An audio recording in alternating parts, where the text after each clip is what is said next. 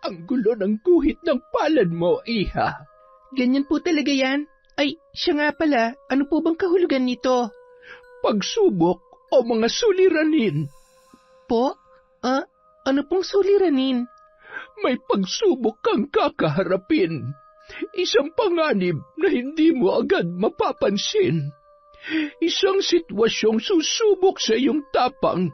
Hindi ko masabi kung kailan, pero ramdam ko na nalalapit na. Panganib? Ano pong klaseng panganib? Ano po ba nakikita niyo sa future ko? Please po, sabihin niyo na, para naman maiwasan ko. Iha, hindi ko nakikita ang hinaharap ng eksakto, pero nararamdaman ko ang bigat ng iyong landas. Taon 2011, Bohol. Kalalabas lamang ng isang guro sa banyo, habang nakasunod sa kanyang likuran ang estudyanteng babae na parang wala sa sarili. Magulo ang suot na uniforme at hindi pa maayos ang butones ng kanyang blusa. Bago ka lumabas dyan, ayusin mo muna ang sarili mo. Oh, etong suklay. Siya nga pala, Boyet. Ikaw nang bahala dyan, Siguruhin mong walang makakakita na lumabas siya rito sa classroom. Tumingin-tingin ka muna sa paligid. Dapat walang makapansin sa inyo. Opo, sir. Medyo madilim na rin naman po. Wala nang gaanong estudyante sa labas. Sige. Oy, sa oras na magsumbong ka, lagot ka sa akin. Hindi ka lang basta babagsak. Papatayin kita. Papatayin ko rin pati ang kapatid mo at lahat ng mga mahal mo sa buhay. Kaya kung ayaw mong mangyari yon, itiko mo yung bibig mo. Sige na, Boyet. Umalis na kayo. Etong pera. Kumain muna kayo. Hindi na umimik pa ang binata at sinunod na lamang ang utos ng kanyang teacher.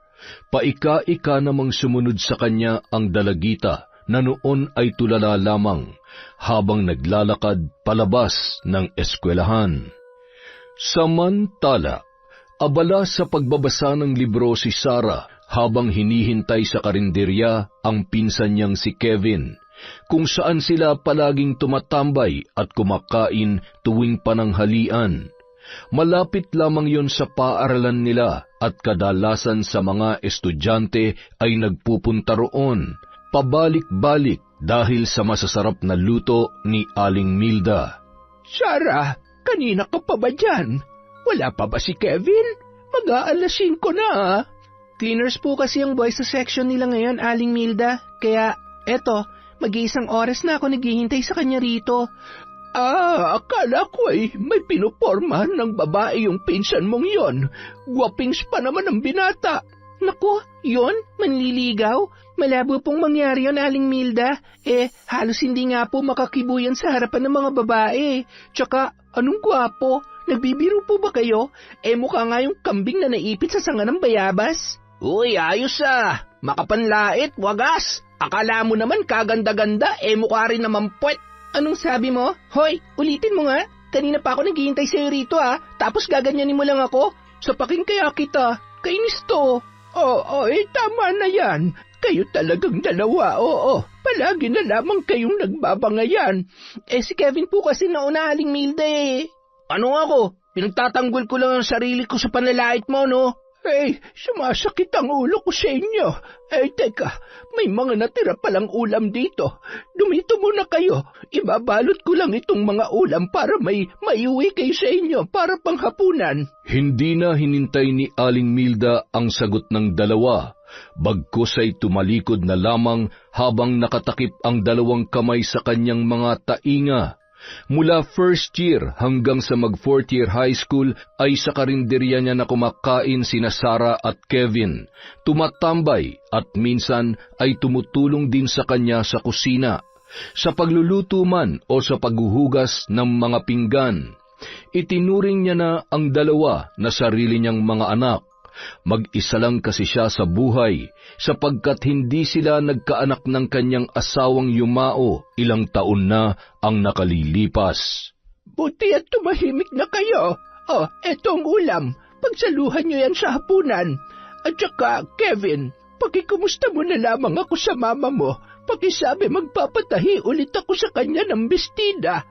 Opo, Aling Milda. makakarating po yan kay Mama. Salamat po sa libreng ulam, ha. Ay, sige, walang anuman. Mag-iingat kayo pa uwi. Salamat po ulit sa ulam. Mag-iingat din po kayo rito, Aling Milda. Walang anuman, Sarah. Basta kapag may natira, automatic sa inyo na. Sige na, umalis na kayo at baka abutan pa kayo ng dilim sa daan. Delikado pa naman ngayon. Nakangiting tinatanaw ng matanda ang papalayong mga bata. Habang tinatahak ang tahimik na kalsada papauwi, sinara niya na rin ang karinderya at pagkatapos ay nagpausok ng kamangyan na nakagawian niya na tuwing hapon. Samantala, walang tigil sa pagbabangayan ang magpinsan habang tinatahak ang daan pauwi. Tahimik at medyo madilim na nung mga sandaling yon. Bitbit ni Kevin ang plastik na naglalaman ng mga ulam habang si Sarah naman ay yakap-yakap ang bag na naglalaman ng libro. Ako na nga magdala niyang bag mo. Para kang penguin maglakad eh. Bagal-bagal. O eto, ikaw na magbitbit nito mga ulam. Oh, ano? Pandidilatan mo lang ba ako? Baka nakakalimutan mo, nagmumukha kang tarsier tuwing ginagawa mo yan. Ay nako, bisit ka talaga. Nakarinig ka lang ng gwapings, lumaki na ang ulo mo. Gwapo naman talaga ako kahit sino pang tanungin mo. At saka, ako kaya ang Prince Charming ng classroom namin. Bukod pa ron, patay na patay pa sa akin yung muse namin. Ang kapal talaga ng mukha mo. Biro lang yun. Ay, oo nga pala. Usapang patay. Alam mo na ba yung balita? Ha? Anong balita? May 2 estudyante nagpakamatay. Basta, nag-aaral din sila sa school natin. Totoo? Anong grade daw? Yung isa 3rd year, yung isa naman 2nd year. Puro daw mga babae. Ano kaya naging problema nila? Ewan ko, hindi ko naman sila kilala. Hindi mo ba tinanong sa mga nagbalita sa'yo? At saka, paano daw nagpakamatay? Yung 3rd year tumalon daw sa tulay at yung isa naman nagbigti. Ay nako, katakot. Bakit kaya nila ginawa yun? Pero may narinig akong mga haka-haka. Ewan ko lang kung totoo Ang sabi, nagpakamatay daw dahil bagsak sa halos lahat ng subject. May narinig din ako na yung isa raw sa kanila, buntis. Buntis? Shh, huwag ka maingay. Hala, kawawa naman. Kaya nga hindi naman natin sila masisisi, lalo na't patay na, at hindi na makakapangatwiran pa. Ang kailangan na lang natin gawin, ipagdasal ang kanilang kaluluwa, na sana matawarin sila ng Diyos sa kasalanang ginawa nila. Pero hindi naman sapat ang mga dahilan nila para magpakamatay. Hindi natin alam kung anong totoong dahilan. Basta sa ngayon, ang maitutulong lang natin ay magdasal para sa kanila. Sige, ano pang narinig mo? Yung magulang nung isa, sinisisi si Sir Jeffrey. Sir Jeffrey? Sino yon? Yun ba yung isa sa mga advisor sa 2nd year? Oo, yun nga. Ewan ko ba kung bakit sinisisi nila si Sir? Ang bait-bait kaya nun. Hindi pa siya nakakapasok sa amin, pero yun din ang sabi nila. Mabait nga raw ang teacher na yon. Hindi rin siya nakapasok sa amin, pero nakilala ko siya nung inutusan ako nung advisor namin na ihatid yung laptop na hiniram niya kay Sir Jeffrey. Basta, ang bait-bait sobra. Binigyan pa nga ako ng snacks Ang takaw mo talaga. Binigyan lang ng snacks, mabait na. Inggit ka lang kasi hindi ka paborito ng mga teacher. Hoy, naging paborito ka lang naman kasi bida-bida ka. Uy! Paborito ako kasi matalino ako. Hindi ka makarelate, no? Palibasa, mga grade mo, puro palakol. Oo na, ikaw na matalino. Hambog mo talaga. Sorry na po. Tara na nga, madilim na Nagpatiuna nang maglakad si Kevin, habang nakasunod naman sa kanyang likuran ang kanyang pinsan. Binilisan nila ang paghakbang sapagkat madilim na ng mga sandaling yun. Naglalakad lamang sila pauwi at papunta sa eskwelahan dahil hindi rin naman kalayuan yon sa kanilang bahay. Makitid nga lang ang daan at medyo maraming tambay ang nag-iinuman sa tabi-tabi. Nang makauwi na sila sa bahay ay agad nilang nakita si Mercy, ang ina ni Kevin na abala sa pananahi. Oh, nandyan na pala kayo. Anong oras na ba? At saka, teka, madilim na pala. Dahil sa sobrang abala nyo sa pananahi, hindi nyo na naman namalayan ng oras, Nay. 6:00 na po. Ganun ba? Nakalimutan ko na naman magsaing. Ang dami kasing nagpapatahi ng uniform eh. Tapos yung iba, bukas na kukunin. Ako na lang po magsasaing, Tita Mercy.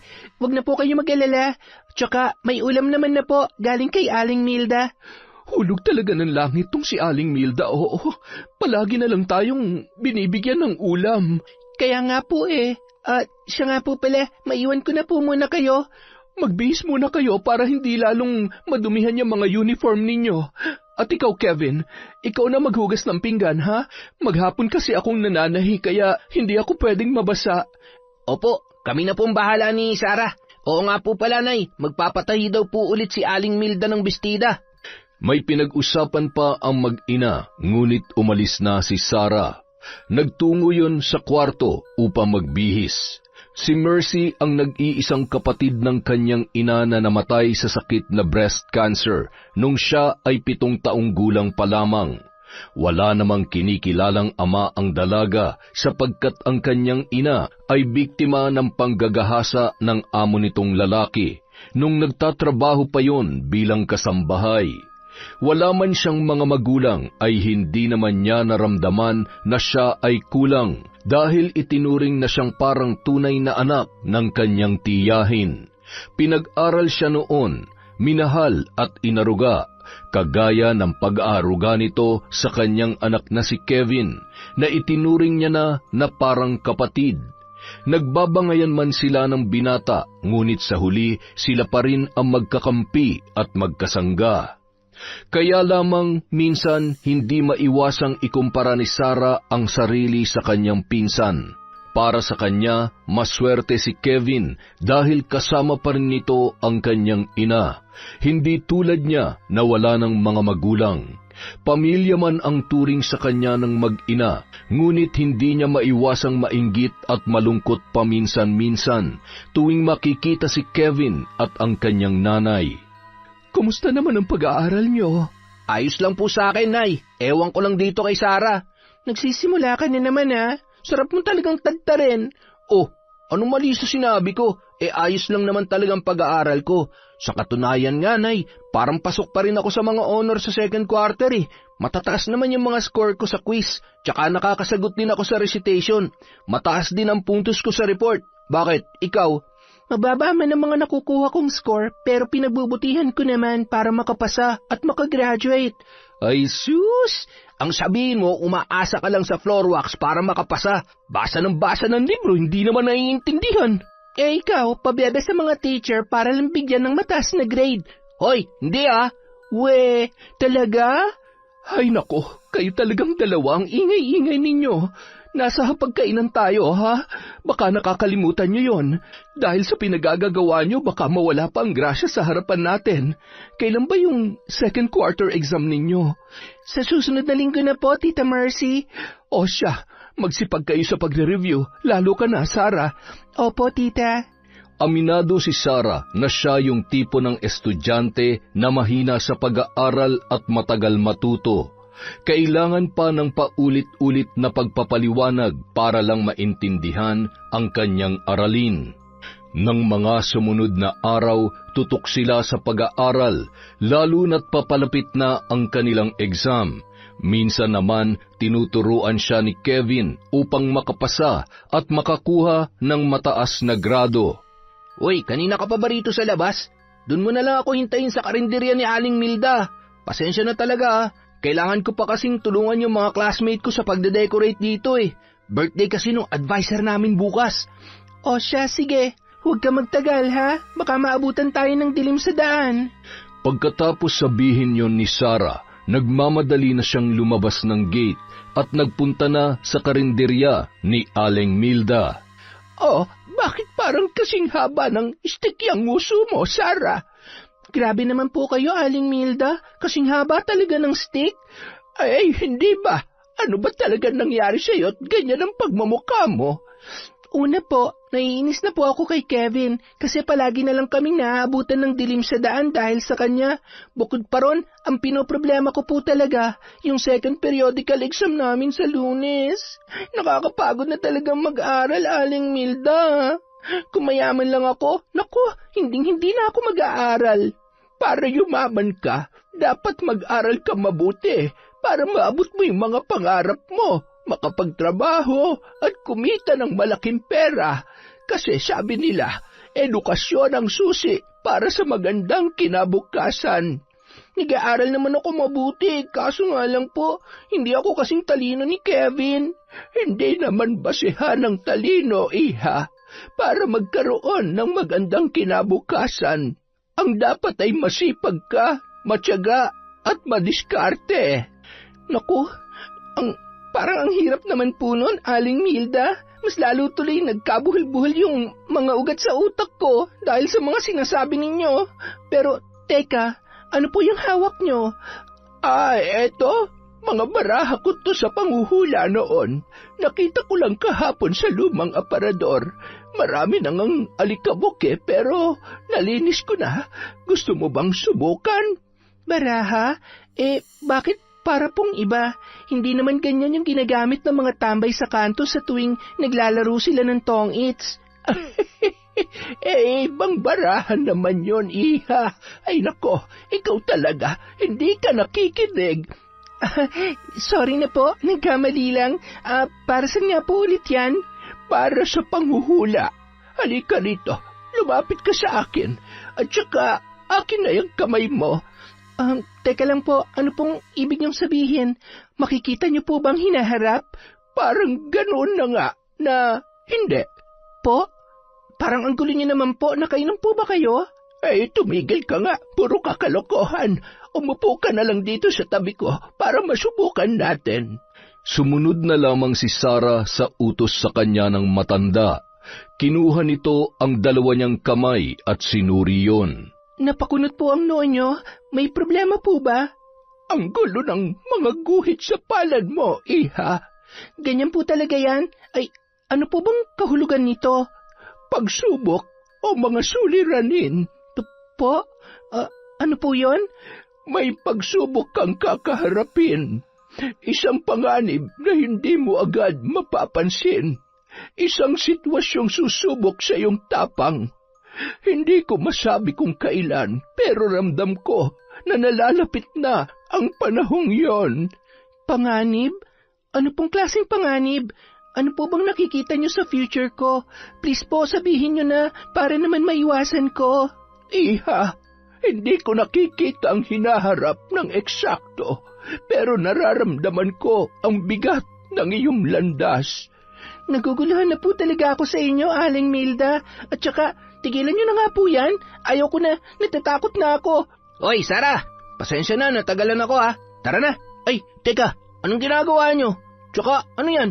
Baraha? Nagsusugal ba kayo habang wala ako? Hi po, Aling Milda. Yung mga bestida niyo po, dadalhin ko na lang dito bukas. Tara na, Kevin.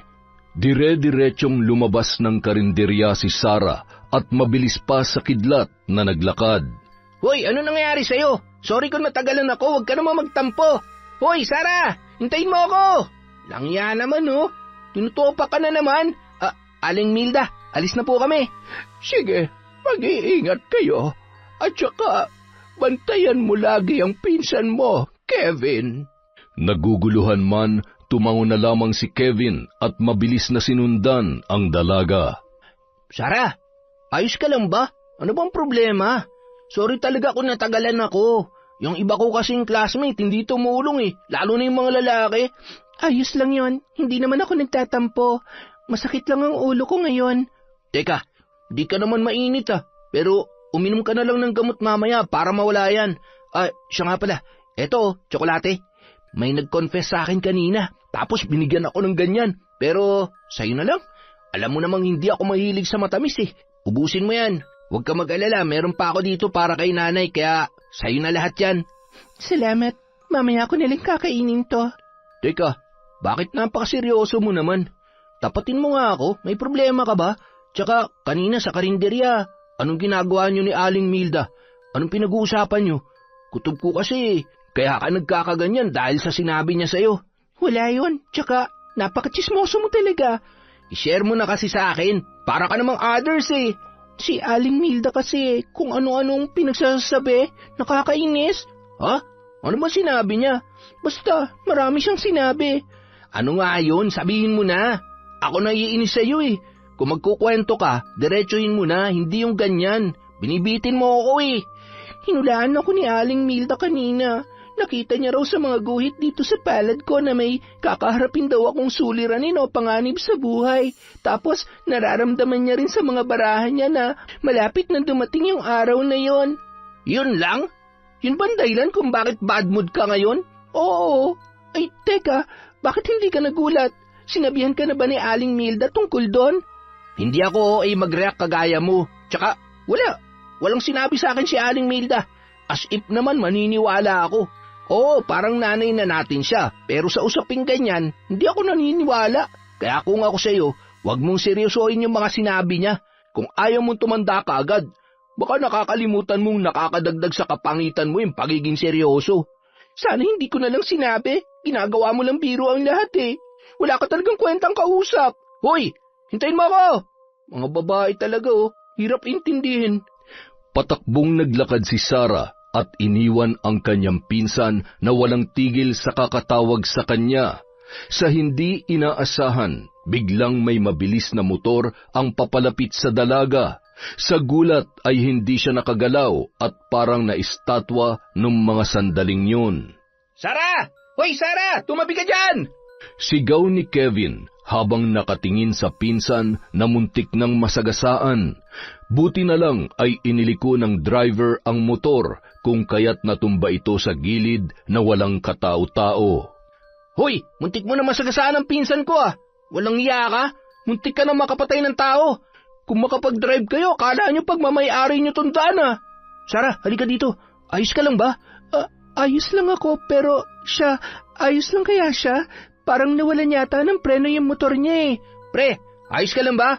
Pasensya na sa mga nasabi ko ah. Nag-alala lang talaga ako sa pinsan ko eh. Tinulungang tumayo ni Kevin ang driver na nung mga sandaling yun ay tila napuruhan dahil paika-ika ang kanyang paglalakad.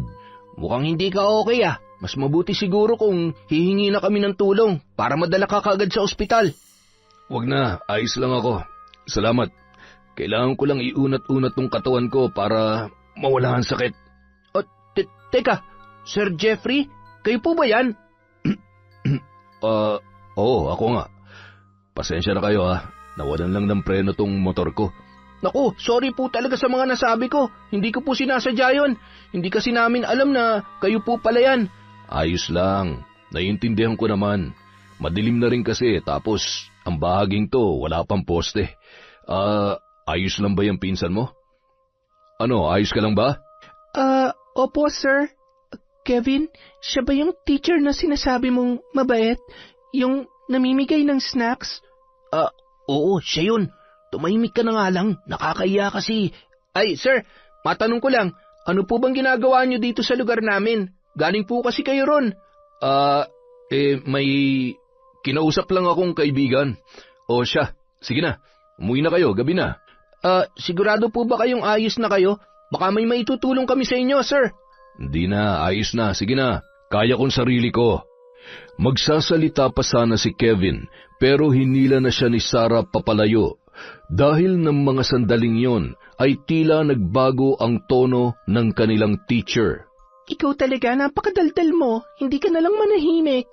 Idol ko yun si Sir eh. Kaso nga lang parang minus points agad ako dahil sa kadaldalan ko nga. Ikaw naman kasi, tinutopak ka ba naman sa daan? Ayan tuloy, muntik ka na masagasaan. Hindi ko naman ginusto yun eh.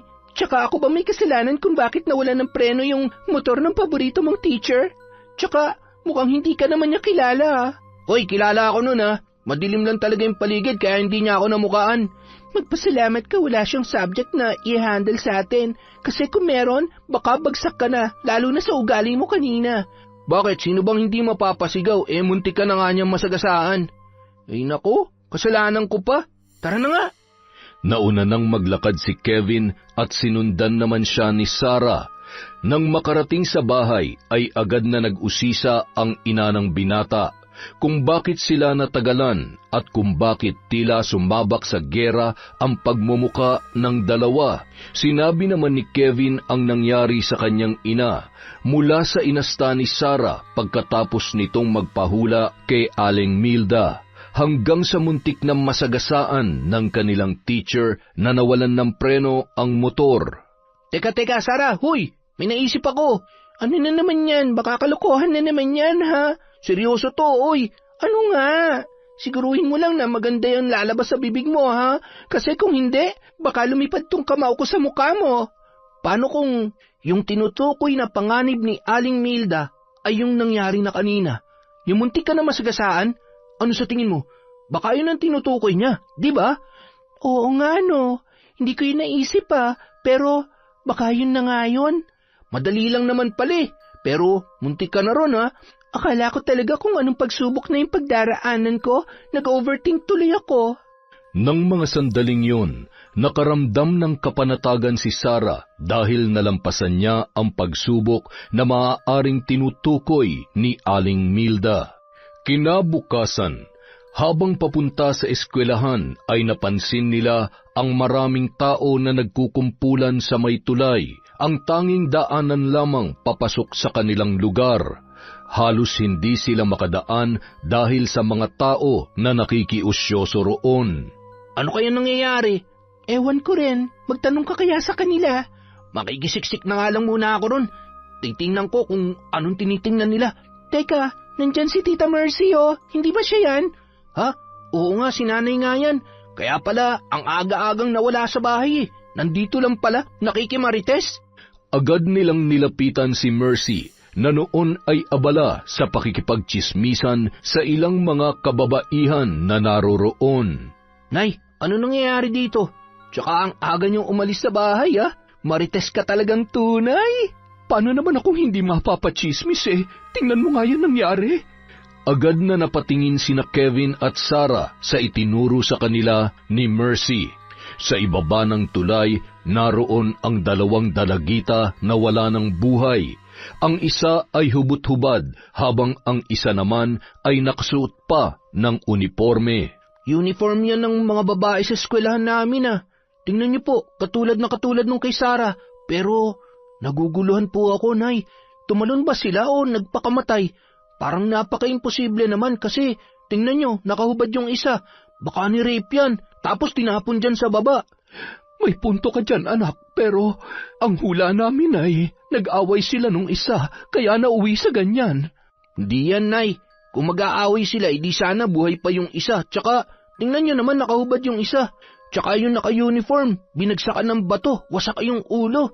Marami rin silang pasanay, Parang kaduda-duda naman yan. Sa tingin ko, may isang tao na gumawa niyan sa kanila. Wala kayong nakakita? Wala pa naman CCTV dito. Ay teka, tagasan ba yung mga yan? Yung naka-uniform, taga rito lang sa lugar natin. Yung isa naman taga-kabilang barangay. Hindi po kaya yung nakahubad tinulak nung naka-uniform, tapos sa takot na makulong, nagpakamatay na siya. Grabe ka rin naman mag-isip, no? Kaya ka laging 0 sa exam, Tumahimik ka nga dyan. Seryoso ko. Ginagawa mo lang talagang biro ang lahat ng mga sinasabi ko. Kagabi ka pa, upakan na kita dyan. Pwede ba tumahimik ka? Ang daming tao. Hoy, kayong dalawa. Hindi itong tamang lugar para magbangayan. At saka, hindi biro ito nangyayari, ha? Alam ko naman yon, Nay. Ito kasing si Sarah, sumasabat pa tapos hindi naman tama yung mga lumalabas sa bibig. Tigil-tigilan mo na yung pang-aasar mo sa pinsan mo, Kevin. Ay, oo nga pala. Nabigyan ko na ba kayo ng baon? Opo, inabot nyo na sa amin kagabi pa. Aalis na nga po pala kami, Nay. Sige, mag-iingat kayo't huwag na magpagabi sa daan, ha? Kevin, yung pinsan mo, bantayan mo. Dapat sabay kayong umuwi palagi. Alam nyo naman, medyo delikadong panahon ngayon lalo na't ganito ang mga nangyayari sa atin. Marami pang sinasabi si Mercy, ngunit hindi na ron nakafocus ang atensyon ni Sarah kung hindi sa isang lalaki na nakasuot ng purong itim, naka-face mask at nakasombrero. Nakasakay yun sa motor habang nakatingin sa mga taong nagkukumpulan at nakikiusyoso sa mga nangyayari. Tinitigan yung mabuti ni Sarah at sinuri, ngunit ilang minuto lamang ay umalis na rin yun. Hindi na yon sinabi ng dalaga sa kanyang pinsan dahil baka pag-isipan na naman siya na gumagawa lamang ng kung ano-anong kwento. Nang makarating sa eskwelahan ay nagpatiunang pumasok si Kevin. habang si Sarah naman ay naiwan sa may labas ng gate. Nung mga oras na yun, wala nang katao-tao sa paligid dahil ilang minuto na lang ay magsisimula na ang klase.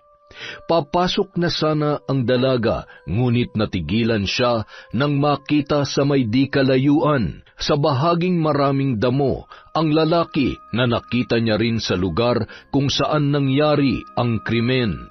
Hinubad nito ang suot na face mask at sombrero, kung kaya't kitang-kita noon ng dalaga ang muka ng naturang lalaki. Si Sir Jeffrey, anong ginawa niya? Nakasuot siya ng ganon. Anong rason para takpan niya ang mukha niya? Parang kaduda-duda naman. Kagabi, doon siya galing sa lugar namin, tapos kanina, nandoon din siya. Sa pagkakaalam ko, taga-kabilang barangay siya. Kung pupunta siya rito sa eskwelahan, hindi naman siya dadaan sa lugar namin. Pero, pwede ring mapadpad siya ron kung may sinadya siyang puntahan, kamag-anak man o di kaya ay kakilala. Pero, bakit ba nagsusuot pa siya ng ganyan? Meron ba siyang itinatago? Hay nako, chismosa ka rin, Sarah, no? Pwede ba tumigil ka na nga? Teka, sandali. Miss? Bobo ka talaga, Sarah. Po? Ako po ba, sir? Oo, ikaw nga. Parang pamilyar ka sa akin. Estudyante din po kasi ako dito, sir. Kaya siguro pamilyar kayo sa akin. Kinakabahan man, lakas loob na hinarap ni Sarah ang guro, na noon ay suot na ang uniforme nito bilang teacher. San ba kita nakita, ha? Basta, sobrang pamilyar mo eh. Ay, oo, tama. Kagabi. Ikaw yun, di ba? Yung muntik ko na masagasaan. Ayos ka na ba, iha? Opo. Ayos na po ako. Kayo po ba? Okay lang ako. Sabi ko naman sa inyo iuunat-unat ko lang ang katawan ko, mawawala rin ang sakit. Ganun po ba? Mabuti naman po. Mauna na po ako sa inyo, sir, ha? Baka kasi malate ako sa first subject namin eh. May quiz pa naman kami. Teka lang. Sigurado ka ba na ayos ka na? Tatalikuran na sana ni Sarah ang kausap, ngunit hinawakan siya nito sa braso, at pagkatapos ay sinuri ang kanyang kabuuan. Malagkit ang tingin sa kanya ng lalaki na nakadagdag sa mabigat na aura nito. Tanging tangulang ang ginawa ng dalaga, tsaka pilit na kumawala sa pagkakahawak sa kanya ni Jeffrey. Hindi siya nito binitawan, bagkus itinaas pa nito ang isang kamay upang ilagay ang ilang hibla niyang buhok sa likuran ng kanyang tenga. At pagkatapos, hinaplos-haplos pa ng lalaki ang kanyang mahabang buhok. Anong year ka na, iha? At saka, anong pangalan mo? Maiwan ko na po kayo, sir. Mabilis na tumakbo papasok sa gate si Sarah. Malakas ang kalabog ng kanyang dibdib nung mga sandaling yun. Dala ng sobrang kaba. Aaminin niyang kilala bilang mabait at respetadong guro ang kanyang kaharap. Ngunit sa sandaling makalapit ito sa kanya ay tila nakaramdam siya ng kakaibang kaba. Ang malagkit nitong tingin, ang mahigpit na pagkakahawak sa kanya, at ang paglapit nito ay tila nagdudulot ng takot sa buong kalamnan ng dalaga. Huy, ayos ka lang? Ay, pangit! Hala, grabe sa pangit ha. Pwede bang ibang expression naman? Bakit ka kasi nanggugulat? At saka, buti nagising ka na sa matagal mong pagkahimlay. Ha? Anong pagkahimlay? Pinatay mo na ako, Sarah. Grabe, parang di ka kaibigan ah. Hoy boy, at kahit sino sa mga kaklase natin, iniisip na patay ka na. Alam mo, ang lupit nyo talaga sa akin. Pero aminin nyo, na-miss nyo ang kapugian ko, no? Nako, hindi ah. At saka, huwag kang magbiro ng ganyan. Kay aga-aga na susuka ko. Teka, ano ba? Huwag mo nga akong akbayan. Baka mahawa ko sa kapangitan mo eh. Hoy, sobra ka na, magtatampo na ako sa'yo. Biro lang naman. Tara na nga, late na talaga tayo sa first subject. May quiz pa naman tayo.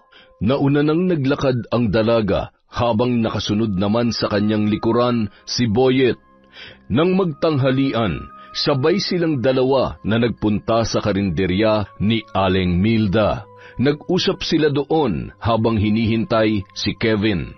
Oh, nandito na si Kevin. Hoy, pre, dito! Ang ingay mo talaga kahit saan ka ilagay. Ha? Ano yun? Gwapo ko? Ulitin mo nga, Sarah. Hindi ko kasi narinig eh.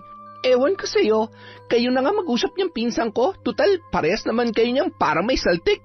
Oh, Kevin, tayo na lang daw mag-usap, sabi nitong pangit mong pinsan. Huwag mong biruin yan, baka umusok ang ilong niyan nang wala sa oras. Ay, oo nga pala. Buhay ka pa pala, pre? Alam mo, grabe talaga kayo sa akin. Lahat na lang kayo. Hindi lang pumasok ng ilang araw yung tao eh. Pinag-isipan nyo na ng ganyan.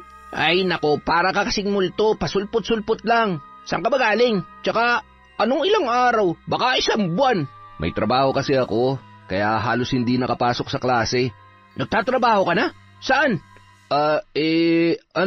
Basta, nagtatrabaho ko kay Sir Jeffrey. Wait, totoo? Ano naman ang trabaho mo sa kanya? Ano nga bang tawag sa trabahong yun? Basta trabaho, wag mo na lang tanungin. Hindi naman driver, kasi marunong naman mag-drive si Sir Jeffrey. Mapakotse man o motor. Kasi, hardinero. Oh, hardinero nga ang tawag doon. Yun ang trabaho ko sa kanya. Anong klaseng hardinero ba yan? Bakit araw-araw kang wala sa klase? Ang totoo kasi niyan, nagbabantay din ako kay Lola minsan. Hindi na kasi siya nakakapaglakad at nakakakilos. Kaya ayun, kailangan talagang nandun ako lagi sa tabi niya. Ganun ba? Kung may tutulong kami sa'yo, sabihin mo lang ha. Ano ba kayo? Ayos lang, kaya ko naman yun. Basta huwag ka lang malungkot pre ha. Kahit mag-absent ka pa magdamag, nakakasagot ka naman sa mga exams at quiz natin eh. Hindi tulad nung isa dyan, palaging present, pero yung utak, absent. Ay nako, tumigil ka nga dyan. Hindi na nga ako sumasali sa usapan niyo eh. Nagtawanan na lamang ang dalawang binatilyo sa naging reaksyon ng dalaga. Si Boyet ay kaklase ni Sarah na naging matalik na kaibigan ng magpinsan. Kasama nila ito tuwing tanghalian sa karinderya ni Aling Milda. Nakatira ang binata sa barangay kung saan din nakatira ang mestrong si Jeffrey na tinuturing niyang amo. Sa mga lumipas na araw, naging normal na ulit ang araw ni Sarah. Hindi na siya nakakaramdam ng kaba at takot. Oh, etong card mo sa second quarter. Ay nako, ayusin mo naman yung pag-aaral mo, Sarah. Baka nakakalimutan mong babae ka. Nakakaumay naman tingnan na puro palakol na lang yung card mo. Wala na ba itataas yan? Bakit puro 75? Ang taas-taas naman ang mga score ko sa exam ah. Hindi lang kasi exam ang pinagbabasayan ng teacher, pati performance mo at outputs. Nga pala, sa third at fourth quarter, si Sir Jeffrey na raw mag-handle ng math, science at English. Kasi si Ma'am Cindy maglilive raw kasi kabuwanan na ng panganganak niya. Habang si Sir Jonathan naman, lilipat na ng ibang school. Kaya ayun, si Sir Jeffrey nang papalit sa kanila. Ganun ba? Kinakabahan ako. Baka mas lalong maging lutang ang utak ko sa discussions. Magaling magturo si Sir Jeffrey. Sigurado akong madali ka matututo sa kanya. Pero huwag ka mag-alala. Baka tumatanggap din yun ng floor wax o di kaya mga walis. Yun naman ang kadalasang hinihingi ng mga teacher para ipasa yung mga estudyante. Nang mga sumunod na araw, halos magkasabay na nagpaalam ang dalawang guro sa kanilang mga estudyante. Ang pumalit at nag-handle naman sa mga subjects na kanilang iniwan ay si Jeffrey. Kilala bilang respetado at mabait na mestro, ngunit sa usaping pag-aaral, tila napaka-istrikto nito. Magaling magturo ang lalaki, ngunit hindi makasabay si Sarah sapagkat para sa kanya masyado yung mabilis magturo, na kadalasan ay hindi niya masundan. Sarah, iha, halika nga rito. Ano po yun, sir? Tingnan mo tong class record. Nakikita mo ba ang score mo? Hindi lang sa math, pati sa English at science. Sobrang baba nito. Kung babagsak ka sa mga subjects mo, malaking problema yun. Baka hindi ka makagraduate. May problema ka ba? Mabilis ba ako mag-discuss? Wala naman po akong problema, sir. Medyo nahihirapan lang talaga ako minsan. Okay lang sana kung sa isang subject lang, pero yung tatlo, ibang usapan na yun. Gusto mo ba mag-schedule tayo ng remedial session after class para matulungan kitang mas maintindihan ang mga lesson?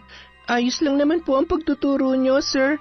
Ano lang po kasi, English po kasi yung ginagamit nyong language, tapos ang bilis nyo po magsalita. Alam kong nasanay kayo kay Sir Jonathan at Ma'am Cindy na tinatranslate yung English sa Tagalog. Pero iba ko, Iha. At saka high school na kayo. Hindi grade 1 na dapat ay ipaintindi pa sa Tagalog ang mga salitang English. Sorry po, sir. Ayos lang. Ay, siya nga pala. Mag-aaral ka ba ng kolehiyo? Opo, sir. Oh, gano'n naman pala eh. Ano bang kurso ang kukunin mo? Hindi ko pa nga po alam eh. Anumang kurso yan, ang masasabi ko lang, maraming English doon. Mas mahirap ang kolehiyo kaysa high school. Kung ngayon ay hihirapan ka na, paano na lang kapag college ka na? Simula ngayon dapat mo nang pagbutihin ang pag-aaral para may handa mong sarili mo. Practice lang ang high school para pagdating mo ng college. Pasensya na po talaga, sir. Magre-remedial session tayo sa Monday, basta after class. Huwag ka mag-alala, tutulungan kitang tumaas ang grades mo. Salamat po ng marami, sir. Sige lang, trabaho ko naman ang tumulong sa mga estudyante, lalo na sa iyo at sa lahat ng mga nangangailangan ng atensyon. Ay, siya nga pala, maganda ka pero siguradong mas gaganda ka pa kapag mataas ang grades mo. Naku po, parang ginanahan na tuloy ako mag-aral ng mabuti. Di ba? Oo nga pala, sige na. Tumulong ka na sa paglilinis doon para naman may plus points kayo sa advisor nyo. Opo, sir. Salamat po ulit, Sir Jeffrey, ha. Walang anuman yon. Basta sa Lunes, remedial session after class. Ngumiti na lamang si Sarah bilang tugon bago bumalik sa paglilinis. Hindi niya maiwasang matuwa ng mga sandaling yun dahil sa kabaitang ipinapakita sa kanya ng kanyang teacher. Aminado ang dalaga na nung una niyang makilala ang lalaki ay medyo nagdududa siya rito na baka may kinalaman sa pagkamatay ng dalawang estudyante. Pero nang magkausap sila ay napatunayan niya na mabait ngayon, kagaya ng paglalarawan ng ibang tao. Oh, Sarah, ang laki ng ngiti mo ngayon, Hindi po, ganito lang talaga ako. Normal na po to sa akin. Anong normal? Kadalasan nakasimagot ka. Ano po kasi, parang ginaganahan na po ako mag-aral. Nangyari? Nagkaroon ka na ba ng boyfriend? Kaya ganyan ka nakadesperadang mag-aral. Anong boyfriend? Wala po ako niyan. Pero may tao nagpapa-inspire po sa akin para pagbutihin kong pag-aaral ko. Si Sir Jeffrey. Ang bait niya po, sobra. Sa katunayan, tutulungan niya ako para tumaas ang grades ko. Sino bang Sir Jeffrey yan? Yun ba yung medyo payat na matangkad, maputi, na may edad na, at medyo may pagkapanot? Palagi rin siyang nakasalamin. Grabe naman po kayo sa panot, pero mataas lang po ang hairline. Siya nga po yun. Ay nako, Iha, tatapatin na kita, ha? Hindi ako sigurado kung mabait ba talaga ang maestrong yon. Dahil nakasalubong ko siya minsan sa daan, tila iba yung naramdaman ko sa kanya. Ano pong ibig niyong sabihin? Sa nakikita at nararamdaman ko, maraming mga kaluluwang sumusunod sa kanya. Mga kaluluwang hindi matahimik. Ewan ko ba, sa tuwing nakikita ko ang gurong yon, parang ang bigat ng aura niya. Iba yung hangin sa tuwing nandyan siya. May third eye po ba kayo? Nakakakita kayo ng kaluluwa? Wala akong ganoon, pero nakakaramdam ako. Hindi naman sa nanghuhusga ko, Iha, pero huwag kang magtiwala sa kanya basta-basta. Yan na naman po kayo eh. Gumagana na naman yung pagiging manghuhula nyo. Hindi ako basta nanghuhula lamang. Marami akong kaalaman, Iha. Oo, pumapalpak ako minsan, pero kadalasan doon ay tumutugma. Hindi na lamang umimik pa si Sarah, bagkus ay pinagpatuloy niya na lang ang pagbabasa ng libro. Samantala, bitbit ni Boyet ang baso ng mainit-init pang kape na nabili niya para sa among guro, na noon ay abala sa pagbabasa ng dyaryo. Sir Jeffrey, eto na po yung kape nyo. Ilagay mo na lang dyan sa table. Siya nga pala. Sa napapansin ko, parang close kayo ni Sarah. Sino pong Sarang tinutukoy nyo, sir? Yung kaklase mo, na minsan kasama mo mag-lunch. Opo. Kaibigan ko po siya, pati yung pinsan niyang si Kevin. Bakit niyo po pala natanong? Gusto ko ang babaeng yon. Ano pong ibig niyong sabihin? Siya yung sunod kong pupuntiryahin. Sir, wag naman po si Sarah. Baka po pwedeng iba na lang. Parang awa niyo na, sir. Wag po yung kaibigan ko. Aba, sinusuway mo na ba ako ngayon, Boyet? Baka nakakalimutan mong akong dahilan kung bakit may kinakain pa kayo ng lola mo at kung bakit buhay pa siya ngayon. Hindi naman po sa ganon, sir. Ano?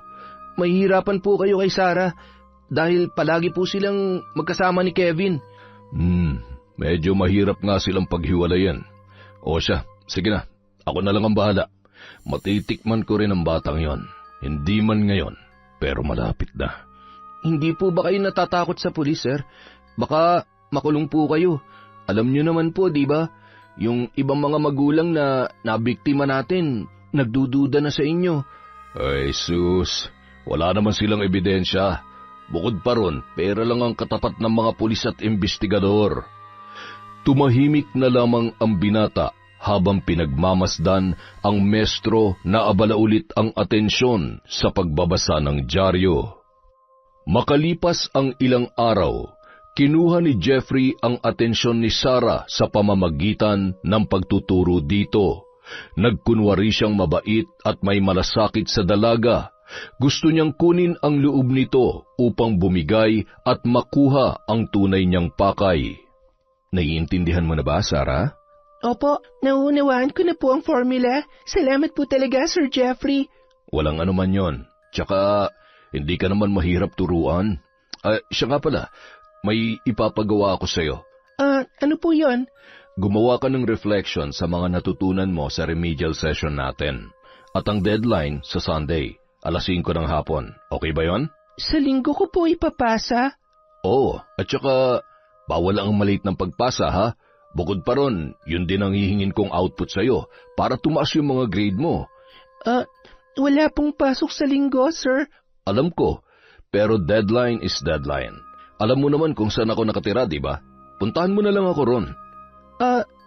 Sa bahay niyo po, sir? Oo.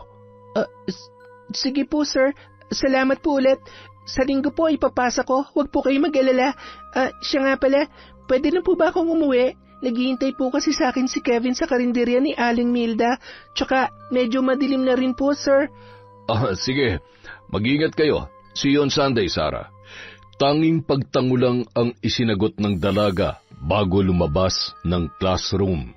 Sa loob naman ay naroon si Boyet, matyagang naghihintay sa kanyang amo. Sarah, kumusta? Mapapantayan mo na bang talino ng top 1 natin? Parang ganun na nga. Sa tingin ko nga, ako magiging valedictorian sa batch natin eh. Kapag narinig ka ni Kevin, sasabihin nun, makapal ng kalyo sa pagmumukha mo. Grabe ka naman. Hindi ko pa narinig ang opinion ni Kevin pero mas masakit yung sayo ah. Sarah? Bakit? May problema ba? Lagi niyong tanda na sobrang swerte ko sa inyo ni Kevin ha. Masaya ako na naging kaibigan ko kayo. Sana sa susunod na buhay, maging kapatid ko kayong dalawa. Hala, hoy, huwag kang magsalita ng ganyan. Hindi ako sanay na seryoso ka. Totoo nga, maniwala ka. Kung bibigyan lang ako ng pagkakataon na pumili ng pamilya, gugustuhin kong maging pamilya kayo, Sarah. Basta, kahit anong mangyari, magkaibigan tayo ha. Hoy Boyet, umayos ka. At saka, alam mo ba, nakakainis ka. Iba kasi yung pakiramdam ko sa iyo para kang nagpapaalam. Pero seryoso, masaya rin kami na naging kaibigan ka namin ni Kevin. Ayos yan. O siya, sige, umuwi na kayo. Mag-iingat kayo ha. Sige. Kayo rin ni Sir Jeffrey ha. Ingat. Tumango na lamang si Boyet bilang sagot sa dalaga at pagkatapos ay nilapitan si Sir Jeffrey na noon ay nakatingin na rin sa kanya. Bakit nakasimangot ka? Siya nga pala, yung plano natin ha. Huwag mong kalilimutan. Opo, sir. Uulitin ko lang para sigurado. Kapag sasama si Kevin sa pagpunta sa bahay, dispatchahin mo kaagad. Magaling ka naman doon, di ba? Sa pagpapalabas na nagpakamatay ang isang tao. Basta ikaw nang bahala, matalino ka naman eh. Tapos, ako naman ang bahala kay Sarah. Hindi na lamang umimik si Boyet, bagkus ay nanatili na lamang siyang nakayuko habang pinapakinggan ang malakas na halakhak ng kanyang teacher. Linggo ng tanghali, habang kumakain ng pananghalian ay natanong ni Sarah si Kevin kung sasamahan ba siya nito sa pagpasa ng assignment na espesyal na ipinapagawa sa kanya ni Teacher Jeffrey. Sasamahan mo ba ako? Sumama ka na para may kasama naman ako ron. Sige na. Ano ka ba, nung Biyernes ka pa paulit-ulit? Samahan mo na kasi ako. Napaka-boring kasi kapag wala ka eh. Gustuhin ko man pero di pwede. Alam mo naman na kailangan ko mag-review para sa nalalapit na Quiz Bee competition. Nakakahiya naman matalo ng ibang schools, no? Nakakahiya rin sa eskwela natin pag natalo ako. Saglit lang naman tayo ron. Sige na, please, Kevin. Wala man ako ron, nandun naman si Boyet. Huwag ka mag-alala. Mas mukha pa yung clown kaysa sa akin. Tumahimik na lamang ang dalaga at hindi na nagpumilit pa. 2:00 ng hapon. Umalis ng bahay si Sarah, dala-dala ang bag na naglalaman ng ilang gamit sa eskwelahan at ang project na kanyang ipapasa. Nakasalubong niya pa noon sa daan ang kanyang tiyahin na napakunot ang noo nang siya ay makita. Saan ka pupunta, Sarah? Doon po sa kabilang barangay, ihatid ko lang po tong project ko kay Sir Jeffrey. Mamayang 5:00 na po kasi ang deadline eh. Hindi ba pwedeng ipagpabukas na lamang yan? Hindi po eh, ngayon po talaga. Huwag po kayo mag-alala, tita. Saglit lang po ako doon. O siya, sige. Basta siguruhin mong hindi ka magpapagabi. Opo, tita. Mag-iingat ka, ha? Pagkatapos sabihin yon ng kanyang tita, nagmamadali ng pumara ng tricycle si Sarah at agad na sumakay. Pagkarating niya sa bahay ng kanilang teacher ay bumungad sa may gate ang kaibigan niyang si Boyet. Nagpalinga-linga naman sa paligid ang dalaga. Napansin niya ng sandaling yun na natatangi ang bahay ng guro sa lugar. Dahil nag-iisa lang yung malaki, may kulay at higit sa lahat, malayo sa mga kabahayan. Pasok ka sa loob, andun si Sir Jeffrey. Siya nga pala, si Kevin. Bakit di mo kasama? May ginagawa eh, pinilit ko nga kaso ayaw niya talaga. Ganun ba? Buti naman. Ha? Ano yon? Hindi ko narinig eh, pasensya na. Pasok ka na. Pagkapasok ng dalaga sa gate, agad yung isinarado ni Boyet. Nagpatiuna ang binata sa paglalakad at dinala ang babae sa loob ng bahay. Katukin mo na lang ang kwartong yan. Nandun si Sir Jeffrey, naghihintay sa'yo. Ha? Bakit kailangan kong pumasok doon? Ikaw na lang kaya mag-abot. Ikaw na. Baka may sasabihin pa sa'yo si Sir eh. Boyet naman. Sige na ikaw na mag-abot sa kanya. Kulit mo naman eh. Ikaw na nga. Sige na, pumasok ka na ron. Hindi na umimik pa si Sarah at sinunod na lamang ang sinabi ng kanyang kaibigan. Kumatok siya sa pintuan ng kwarto ng ilang ulit at kinakabahang hinintay ang pagbukas noon. Buti nandito ka na. Halika rito sa loob. May papakita ako at ituturo sa iyong bagong lessons. Sir, hindi po kasi ako pwedeng magtagal. Pumunta lang po ako rito para ipasa yan. Jesus, maaga pa naman. Dali na, halika na, pumasok ka rito. Sir, kailangan ko na po talagang umuwi. Akala ko ba gusto mo ng mataas na grades? Pero bakit parang ayaw mo akong sundin? Hindi naman po sa ganon, sir. Ano? Wala po. Ay, yun naman pala eh. Pabebe ka pa talaga. Halika. Hinila ni Jeffrey si Sarah na noon ay nanginginig na sa kaba.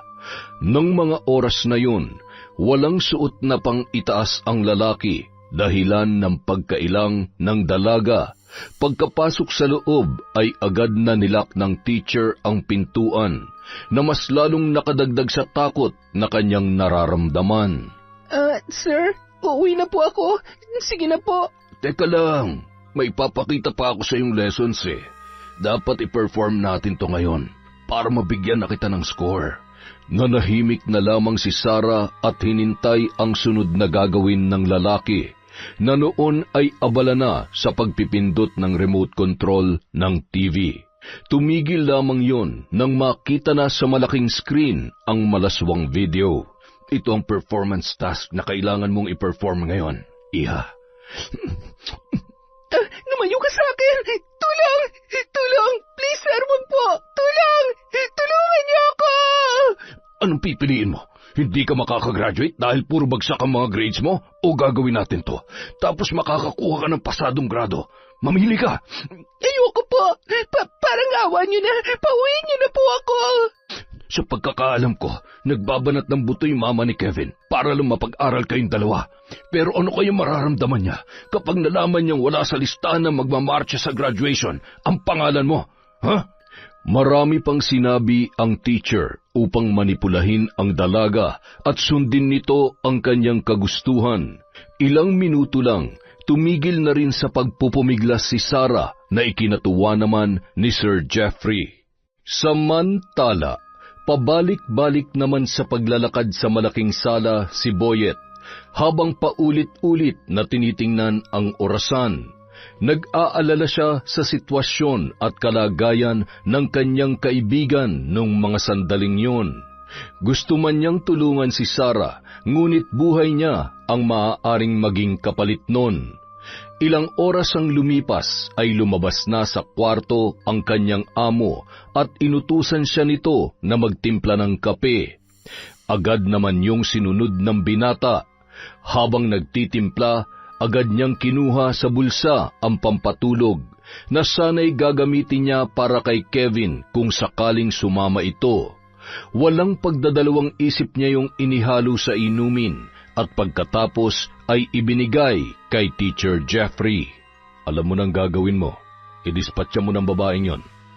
Magmadali ka't bago pa yung makapagsumbong. Opo sir. Siguraduhin mo lang ha. Ayusin mo ang pagdispatcha. Wala dapat maghinala. Palabasin mo ulit na nagpakamatay o di kaya itapon mo sa ilog. Basta, ikaw nang bahala. Tumango na lamang si Boyet bilang sagot. Ilang minuto lamang ay naging mapungay na ang mata ng kanyang kaharap. Hudyat na tumalab na ang kanyang ipinainom. Ilang sandali pa ang lumipas ay nakatulog na ang lalaki sa sofa. Nagmamadali namang pumasok si Boyet sa kwarto at doon ay naabutan niya si Sarah na hubot-hubad habang yakap-yakap ang kanyang sarili. Sarah, sorry. Huwag mo ako lapitan. Sabi ko lalapit eh. Kailangan na nating umalis habang tulog pa siya. Sige na, isang tabi mo muna yung galit mo. Kaibigan kita. Pero bakit nagawa mo to sa akin? Ipinagkanulo mo ako sa amo mong malaanghel ang ugali. Pero demonyo naman pala. Mga hayop kayo. Tara na, Sarah, please. Huwag mo akong hawakan. Lumayo ka sa akin. Kailangan na nating umalis, Sarah. Ililigtas kita. Ilalayo kita rito. Sige na. Agad na kinuha ni Boyet ang malaking damit na pagmamay-ari ng kanyang amo at isinuot yun sa dalaga na tila walang lakas na manlaban. Naiilang man ay pilit na binaliwala ng binata ang kanyang nakikita. Sa pagkakataong yun, ang nasa isip niya lamang ay mailayo sa lugar na yon ang kanyang kaibigan. Alam kong galit ka, pero hindi itong tamang oras para maramdaman mo yun. Tara na, magtiwala ka sa akin, hindi kita sasaktan. Hinila niya si Sarah papunta sa labas ng bahay na noon ay nagsisimula ng dumilim. Agad na pinaandar ni Boyet ang motor at inalalayan ang dalaga na sumakay, paangkas sa kanya at pagkatapos ay pinaharurot niya na ng takbo ang motorsiklo. Hindi alam ng binata ang kanyang gagawin. Nagdadalawang isip siya kung ihahatid niya ba pauwi ang kaibigan o itatago. Ngunit kusa siyang nagmaneho papunta sa karinderya ni Aling Milda. Naabutan naman nila ang matanda na nagpapausok ng kamangyan sa labas na noon ay nakakunot ang noo nang sila ay dumating. Aling Milda, tulong! Tulungan niyo po kami! Ako po to, si Boyet! Ay, Diyos ko!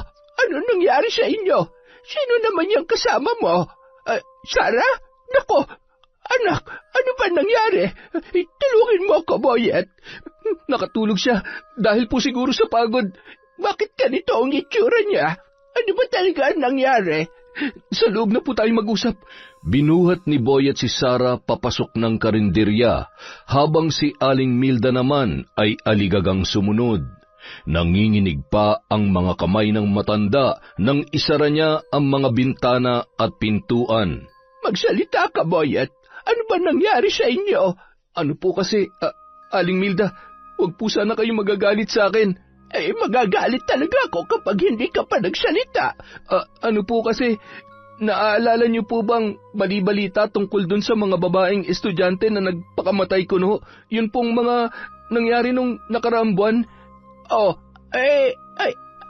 Alin ba doon? Yan bang tumalon sa tulay o yun nagbigti? Pati na rin po yung 2 babae na namatay dun sa tulay na papunta kay na Kevin. Yun pong babae na nakahubad ay ginahasa po yun ni Sir Jeffrey at pinatay. Yung isa naman po, ipinakita lang ni Sir Jeffrey ang pambababoy na ginawa niya dun sa kaibigan niya. Kaya, ayun, para walang sabit at hindi makapagsumbong, pinatay niya na rin po. Inutusan niya ako na bagsakan ng bato yung ulo ng babaeng yun. Siguraduhin ko daw na wasak ang bungo dahil kung hindi, ako rin po ang mananagot, pati rin po yung lola ko. Ay, Diyos ko, Sus Maria Joseph, napakademonyo ng mga pinagagawa ninyo, Boyet. Ano, yung teacher din ba na yun ang dahilan kung bakit ganito ang itsura ngayon ni Sarah? Ginahasa niya rin bang dalagitang ito? Opo, sorry po, Aling Milda. Mga walang hiya, hayop kayo! Ipakita mo sa akin yung lalaking yan at tatagtarin ko siya. Hindi po pwede. Baka mapahamak po kayo. Kung ipapakulong naman natin siya, baka po patayin niya tayo. Bukod doon, ilan sa mga investigador at pulis ay binabayaran niya po para lamang hindi siya idawit sa mga kasalanang ginawa niya. Hindi siya talaga makukulong. Mas malupit pa doon ang mangyayari sa kanya. Kailangan niya magdusa habang buhay. Ano po yun, Aling Milda? Kung hindi siya mananagot sa batas, ako ang magbibigay sa kanya ng kaparusahan. Papatayin niyo po si Sir Jeffrey? Ikakapahamak niyo po yun, Aling Milda. Hindi ako mamamatay tao katulad yung dalawa. Sorry po talaga. Huwag po kayo mag-alala. Handa po akong harapin ang kapalaran na naghihintay sa akin. Nga po pala, may ballpen at papel po ba kayo dyan? Meron. Nandoon sa aparador. Ikaw na lamang ang kumuha. Tanging pagtango lang ang isinagot ni Boyet at nagmamadaling kinuha ang ballpen at papel. Sinimulan niyang isulat ang lahat ng kanyang mga kasalanan mula sa umpisa hanggang nung mga oras na yun. Nagpapasalamat din siya dahil nagkaroon siya ng kaibigan na kagaya ni Sarah at Kevin. At ang panghuling kanyang isinulat ay ang paghingi ng kapatawaran sa kaibigang babae. Aling Milda, hindi na po ako pwede magtagal. Pakibigay na lamang po kay Sarah to kapag nagising na po siya. Saan ka pupunta? Uuwi na po ako. Baka kasi hinihintay na ako ni Lola. Hindi mo mahihintay magising si Sarah? Hindi na po. Pakibigay na lang itong sulat ko sa kanya. At kung ano man pong binabalak niyang paghiganti kay Sir Jeffrey, huwag niyo na po akong idamay, pakiusap po. Ako na po ang gagawa ng paraan para pagbayaran ng lahat ng mga kasalanan ko. Pagkatapos yun sabihin ni Boyet, nagmamadali na siyang lumabas at sumakay ng motor. Sabay pinaharurot yun ng takbo. Samantala, Nay, nag-aalala na ako kay Sarah. Punta na kaya natin. 8:00 na pero wala pa rin siya. Saan na ba kasi nagsuot ang batang yon? Sabi ko naman sa kanya na huwag magpagabi. Punta na kaya natin doon kina Sir Jeffrey. Iba na kasi ang kutob ko Ewan ko, Nay, pero kinakabahan talaga ako. Saan na ba kasi ang ingot na yun? Bobita talaga Magsasalita na sana si Mercy nang magambala sila ng paulit-ulit na pagtunog ng kanyang cellphone. Ay, akala ko naman kung sinong tumatawag. Hello, Aling Milda? Napatawag po kayo. Mercy, si Sarah nandito sa karinderya ko. Baka kasi nag-aalala na kayo, kaya tumawag ako. Ay, Diyos ko, nandyan lang pala ang batang yan. Kanina pa kami naghihintay sa kanya Salamat po sa pagtawag, Aling Milda, ha? Walang anuman yon. Masama kasi ang pakiramdam niya, kaya eto, pinagpahinga ko muna. Sige po, susunduin na lang po namin siya dyan. Wag! Ay, ang ibig kong sabihin ay, dito na lamang muna siya para magamot at mabantayan ko. May pasok po kasi sila bukas, Aling Milda. Kaya kailangan makauwi niyang si Sarah ngayon. Ano na lang, gabi na kasi, dito na lamang siya matulog. Tapos, bukas, ipadala mo na lang kay Kevin ang uniform niya. Ano, ayos ba yun sa inyo? Matapos yung sabihin ni Aling Minda, sumang-ayon si Mercy at pinatay na ang tawag. Bumuntong hininga bago humarap sa kanyang anak. Ano pong sabi ni Aling Milda, Nay? Masama raw kasi ang pakiramdam ng pinsan mo, kaya doon na muna raw siya kina Aling Milda. Ang penguin talaga na yun, pinag-alala pa tayo.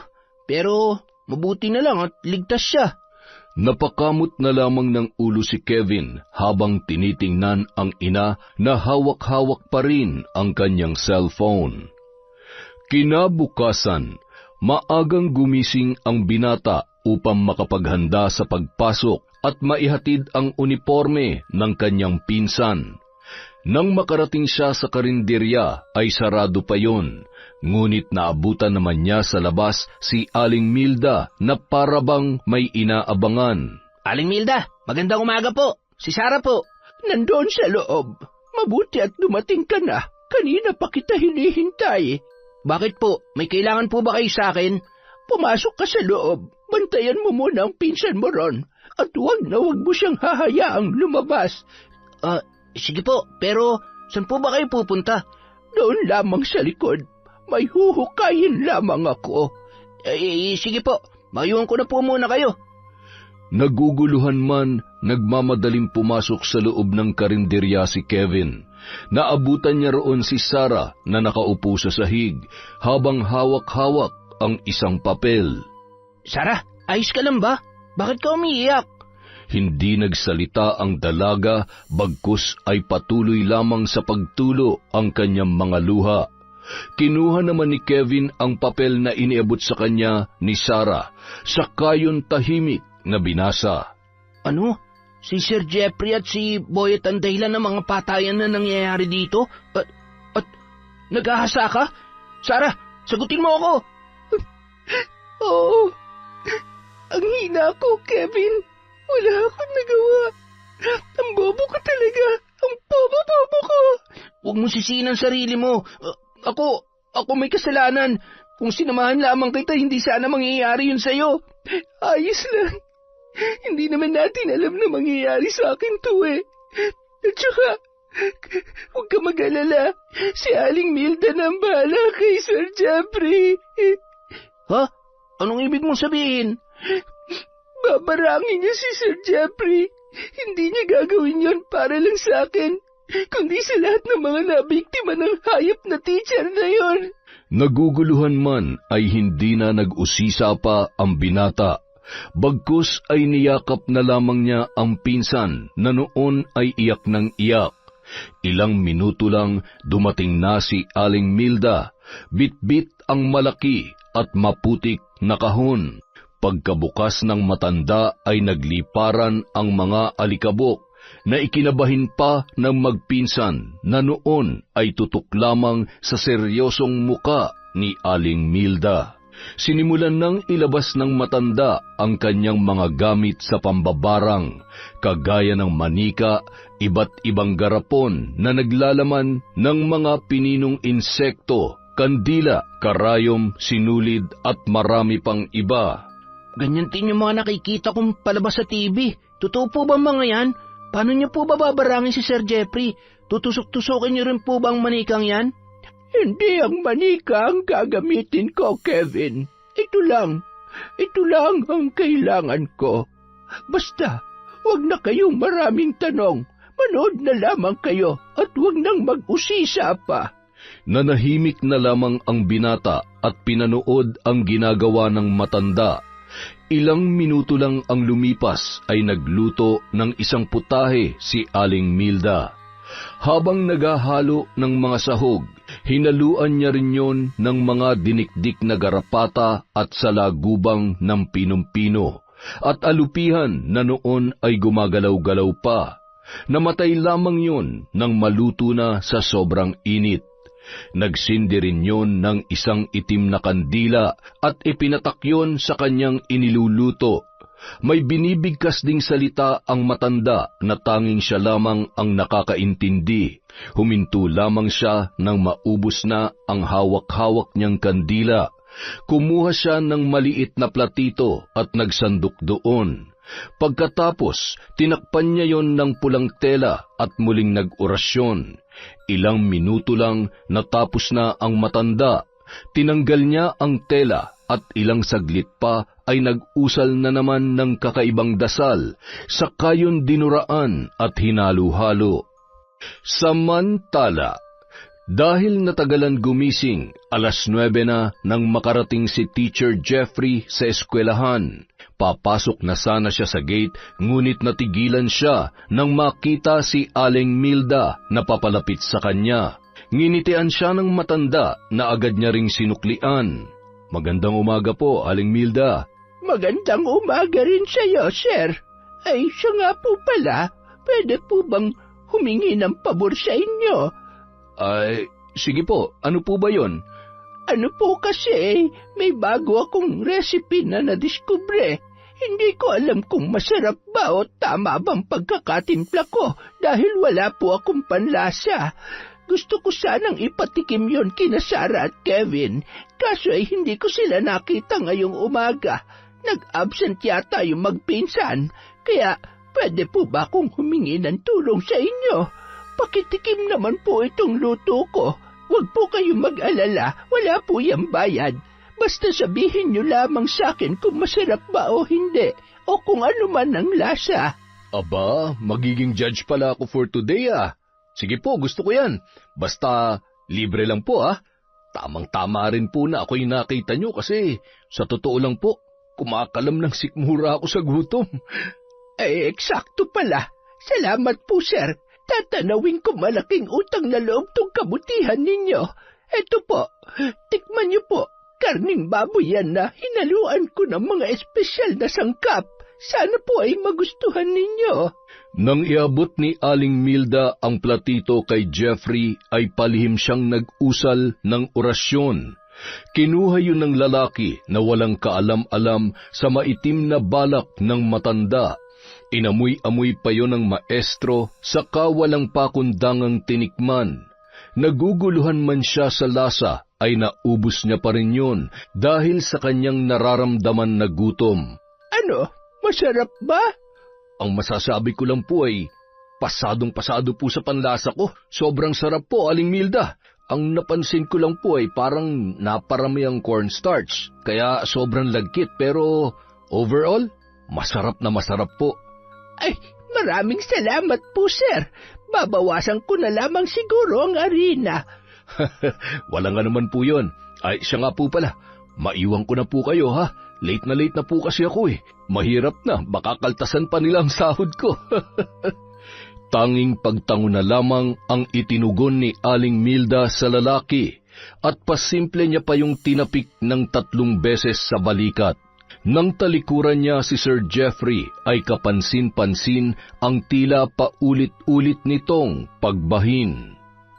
Samantala, sa kalagitnaan ng diskusyon ay hindi maiwasang mapakamot ni Jeffrey sa kanyang katawan dahil sa hindi maipaliwanag na pangangati. Naguguluhan na rin ang mga estudyante sa kanya sapagkat tila hindi siya mapakali at wala sa sarili. Hindi niya rin mapigilang kusot-kusutin ang kanyang mga mata dahil nung mga sandaling yon ay nanlalabo at namumula ang kanyang paningin. Ngunit ang labis na ikinagulat at ikinabahala ng lahat ay ang pagsirit ng tila malagkit na likido sa kanyang ilong. Kulay berde yon na kung titingnan mabuti ay tila plema na inuuod. Ilang minuto lang ang lumipas ay sinundan din yon ng pagbulwak ng itim na suka na kung susuriin ay may halong maliliit na alupihan. Sa gulat ng mga nakakita ay agad yung nagsitakbuhan palabas ng classroom at ang ilan ay humingi pa ng tulong sa ibang mga guro. Naiwang mag-isa ang maestro sa silid na noon ay nahihirapan ng huminga dahil sa pagsakit ng kanyang dibdib at sinabayan pa ng tila sinusunog na lalamunan. Nagpalinga-linga ang lalaki sa paligid upang humingi ng tulong, ngunit halos himatayin na siya sa gulat nang makita ang maraming estudyanteng kababaihan na masamang nakatitig sa kanya. Sa kanyang paningin, yun ay ang mga dalagita na kanyang ginahasa at pinatay. Huwag kayong lalapit! Lumayo kayo sa akin! Sabing lumayo kayo eh! Huwag kayong lalapit sa akin! Wala sa sariling tumakbo papalabas ang teacher, nadapa pa yun na ikinagulat at ikinatawa rin ng ilang mga estudyanteng nakakita. Patuloy sa pagsigaw ang lalaki na parang nawala na sa katinoan. Halos isiksik niya na ang sarili sa lupa dahil sa sobrang takot na nararamdaman. Nang mga sandaling yun, tila pinagtulungan siya ng mga kaluluwang kanyang nabiktima at ang ikinababahala niya ay ang nakakabinging sigaw ng mga yun. Tama na! Oo na! Susuko na ako sa mga pulis! Aaminin ko na, ako ang gumahasa at pumatay sa mga babaeng estudyante na nag-aaral sa eskwelahang ito, kapalit na tataasan ko ang mga grado nila. Basta, tigilan niyo na ako. Parang awa niyo na, tama na! Nagulat ang mga guro sa kanilang narinig at nasaksihan. Naglapitan pa sa kanya ang ibang guro, ngunit patuloy lamang sa pagsigaw ang naturang teacher.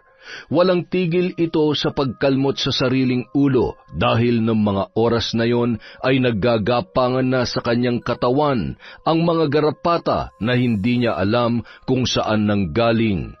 Walang tigil na rin ang pagbulwak ng itim na likido na sinabayan pa ng hindi niya maipaliwanag na pananakit ng tiyan. Samantala, Ano po nangyari, Aling Milda? Bakit po may ambulansya at mga pulis na nagdaanan? Papunta yun sa eskwelahan ninyo, iha. Sa sandaling ito, haharapin na ng lalaking yon ang kabayaran sa lahat ng kanyang nagawang pagkakautang at pagkakasala sa mga inosenteng biktima ng kanyang kademonyuhan. Ano po bang nangyari? Paano po napaamin si Sir Jeffrey? Huwag mo nang tanungin. Malalaman mo rin naman yon sa mga nakasaksi. Sa ngayon, ang masasabi ko lamang, magiging payapa at ligtas na ang eskwelahan ninyo mula ngayon.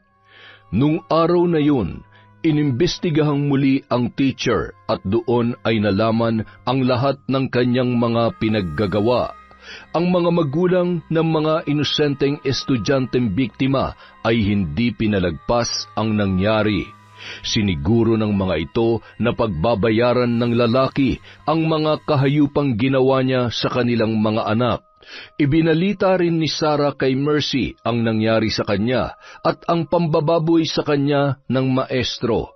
Kaya't sumali rin ang kanyang tiyahin sa mga magulang na nagprotesta. Nais nilang makapag-aral ng matiwasay ang mga estudyante at may ligtas na eskwelahan ang mga bata. Dahil ito ang pangalawa nilang tirahan. Makalipas ang ilang linggo, nakabalik na sa pag-aaral si Sarah at pilit na kinalimutan ang mapait na pangyayari sa kamay ng mapagpanggap na teacher. Sarah, may babalita ako sa'yo. Saan ka ba nang galing? At saka, ano yun?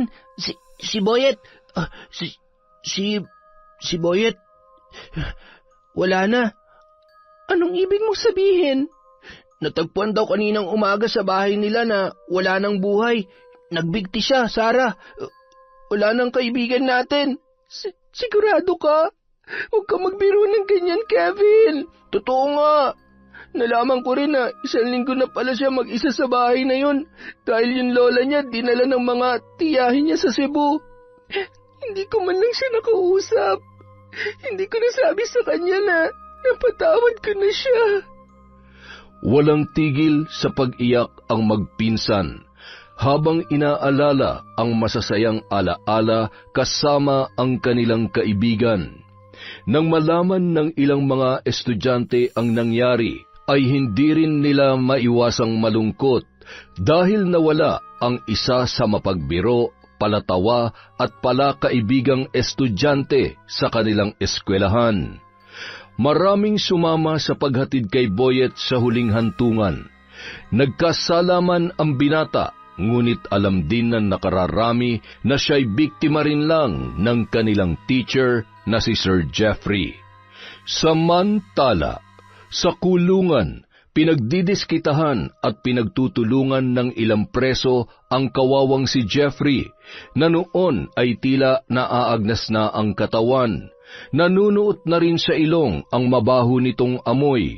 Makalipas ang ilang araw, inilipat na ang lalaki sa mental hospital dahil sa kondisyon nito na tila nababaliw, nagsisisigaw at humahalakhak ng mag-isa. Wala rin ni isang kapamilya ang naglakas loob na dumalaw sa kanya, dulot ng labis na kahihiyan ng kanyang ginawa. Makalipas ang ilang araw, linggo at buwan, wala nang nababalitang insidente ng pagkamatay. Naging matiwasay na ang pag-aaral ng mga estudyante at nawala na ang takot na kanilang nararamdaman. Yon! Ang ganda na naman ng kwento natin, mga kaenteng! Dahil dyan, wala pala tayong upload kahapon. Pasensya na po kayo, medyo na busy lang po kami ng kaunti. Pero syempre ngayon, bawing-bawi tayo sa upload ngayong araw ng Biyernes. Dahil dyan, meron tayong shoutout. Simulan po natin kay Angelina Ignacio. Hi po kay AJ Bernaldez, kay Hayashi Megan, kay MGS 14. Hi po kay Dolores Bell from Virginia, USA, kay Girl Tesay of Butuan City. Shoutout po kay Annaliza Malatbalat, kay Ami Bug, kay Elezel, kay Merly Fatalia. Hi po kay Robert Crimen, kay Len TV2, kay Leonora Consensino, kay Kat Burglar Cutie. Hi po kay Lydia Lopez, kay Honey Austria, kay Bryson Victoria, kay Gemma de Ocampo, Zane Axel Renada, Lirio May Aquino. Hello din po kay Joyce Balite, kay My Lonely World. Hello po kay Ruby Rose, kina Pareng Ed, Toti, AJ at Bert from Pareng Junel Fuentes. Hi po kay Pinky ko. 515 Builders from Arnel de Gia. Sino po kontraktor natin dyan, ha? Shoutout kay Mercy Grace Sioting. Hi kay Edgardo Fontanilla, kay Valerie Joy Nadal, kay Maymegs, Sagaledo Family from Rai, kay Lord Queen OFW Vlogs. Hi po kay Hira Mini, kay Andy, kay Hannah, JD, Audrey, Nico, Santi, at nalost ako dun sa XQBI at Nanay Anang Gawaran from Lea Gawaran. Sorry po. Hi kay Analia Vallega, kay May Olero, kay Inday, kay Jessica Di Matulak, kay Earhart The Great TV Vlog, kay Enriquita Alsola. Hi po kay Chander De Guzman, kay Bicolana Magayon, May Espiritu, Giselle Gregorio, Kimberly Espanola, kay Jaren Beter, Alfreda Alano, Criselda Sotil, kay Marjorie De Quilla, kay Vicenta Asman. Hi kay Jessica Rojas, kay Asodicen Cerila, kay Arvin Gindap, Jobel Baldonasa, Abel Hipolito, Moneth Soto, Ramil Fariolin, kay Roslyn Jimenez, kay Ray Billy Ray, Jenny May, from Lucy Buendia. Hello po kay Tita Serrano, kay Gemma Lagos, kay Aning Lee, Kimpoy Feliciano, Kurt Mina, Estela da Silva, Catalea Soto, Resel Galope, Rosalina Bogayong, kay Elizabeth Dunca, kay Re Basil, Bubbly Bob Laundromat ng Makati, kay Purifikasyon Pasinoble. Hello po kay Kim Bara, kay Mirasol Masuher, kay Gay Somodio, kay Janice La Chica, kay Febe Rajada, kay Marlita Basal. Hello din po kay Venom Menov. Hi kay Nena Diones, kay Crystal Abanya, kay Maria Teresa Alimios. Hello po kay Kate, kay Miko Reyes, Hana, Nico, JD, Sabi, Santi, at Leia Gawaran. Ayun, tumama na. Hi po kay Lynette Reparado, kay Charlene Gumansing, Luz Lagisma, kay Mary Grace Grefalja, kay Alma Naong, kay Marian de la Fuente, kay Marilyn Rovillos. Hi kay Lynn Kaunes, kay Sally Roldan, kay Shauma TV, Liza Agodo, Jocelyn Murilla. Hello din po kay Beauty Secret at kay John Chris. Sa mga tagapatay na Riles sa Los Baños, Laguna, buhayin natin yan. Hi kay Gina Asuncion, kay Nial Forte, Scarlett Sky Maniego, Girl Tesay ulit, kay Liza Rosario from Monaco, France, kay Erlinda Garcia, hello po kay Glovina Perales, kay Elizabeth Dunca, kay Kim Seika, hindi ko alam kung nag-uulit-ulit na ako. Hi po kay Ayako, kay Zay Martinez, kay Ramil Fariolin. Happy birthday po kay Jessica Sobremonte. Hi kay Mary Joy Albay. Shout out kay Eric Nermal at sa asawa niyang si Eric. Kay Jade Guevara, Chloe Abalos, kay Dimples Yumi, Razi Mi, kay Ramona R, sa Celino de Guzman, Obediencia, at Kakalda family from Corazon, Kakalda. Hi po kay Jake Tayaw, Amor Lim, Jennifer Uwano from New Zealand, kay Luz Aclaro, kay Annalyn Queriones. Hi po kay Era Agos Cruz Sera. Hi po kay Jula Tricia Lason. Hi kay Shera Vashti Castillo, My Favorite Song Collection, Gloria Dimaranan, Jesseline Alugdan, at kay Razeline Punan. Maraming salamat po sa walang sawang pagsuporta sa Kwentong Inting.